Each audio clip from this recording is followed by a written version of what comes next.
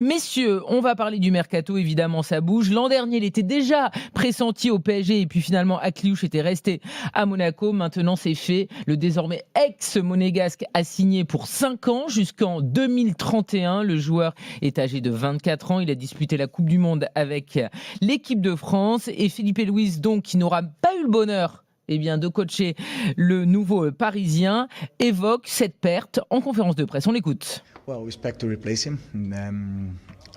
veut le remplacer, nos matchs de préparation sont utiles pour voir exactement le profil, les caractéristiques du joueur qu'on souhaite. On en parle tous les jours, c'est une grande perte, c'est un top player qui va devenir un joueur de classe mondiale. On peut voir ses qualités, la façon dont il a joué la saison passée en étant si jeune.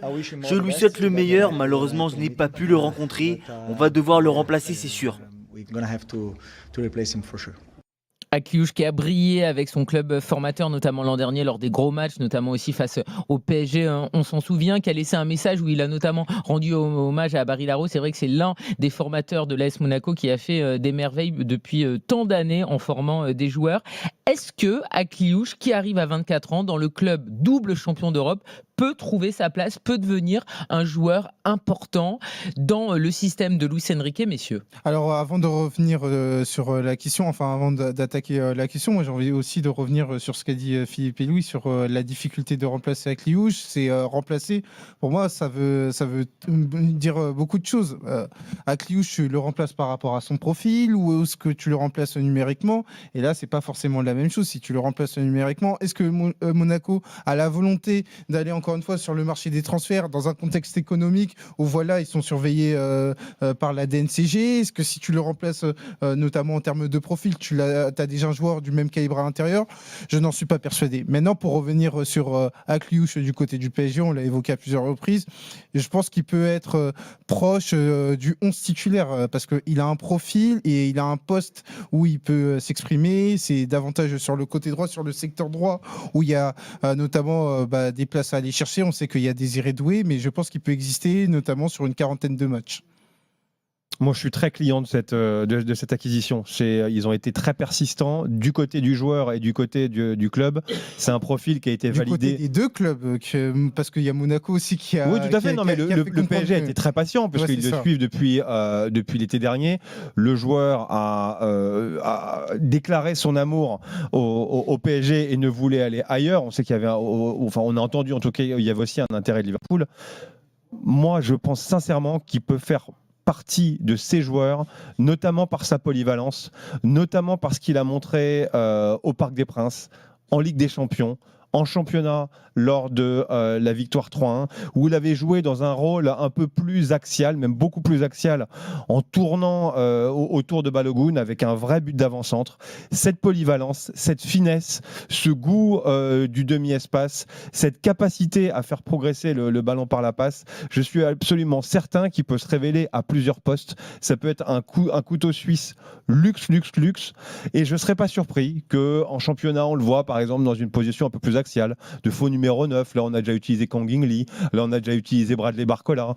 Je ne serais pas du tout surpris comme tu l'as dit, Elton, qu'il aille déranger ou titiller Désiré Doué. Je ne serais pas surpris non plus qu'il ait son mot à dire dans les trois du milieu, dans un poste un peu plus reculé. Je pense qu'il en a la capacité. L'année dernière, il a déjà commencé à progresser, notamment à progresser dans le repli défensif. Je pense qu'il a aussi quelques prestations en référence en équipe de France, notamment une prestation en Colombie qui lui a donné aussi confiance au plus haut niveau. Moi, Marnes Akliouche, vraiment, je valide à 200%.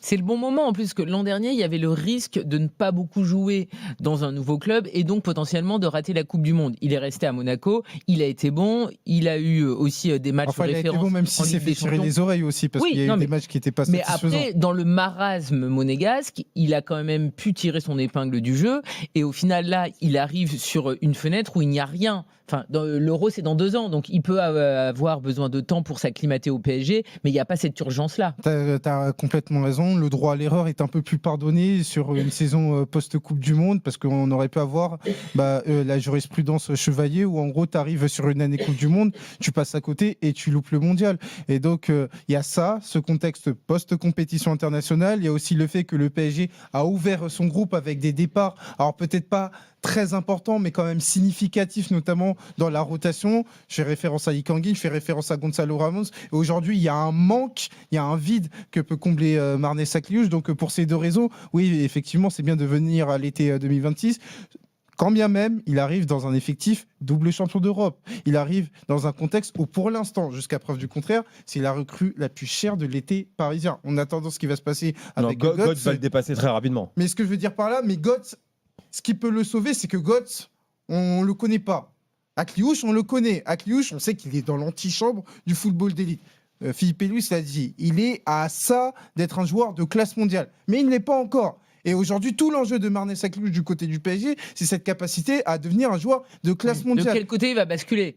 Est-ce qu'il va réussir au PSG ou est-ce qu'on va se dire que le PSG c'était un petit peu trop mais là, c'est simple. Là, pour moi, je le dis très souvent, il va à l'université du football européen avec un professeur qui est extraordinaire qui s'appelle Luis Enrique. Et là, pendant une saison au minimum, il va passer le grand oral footballistique. Et là, il va falloir qu'il soit performant.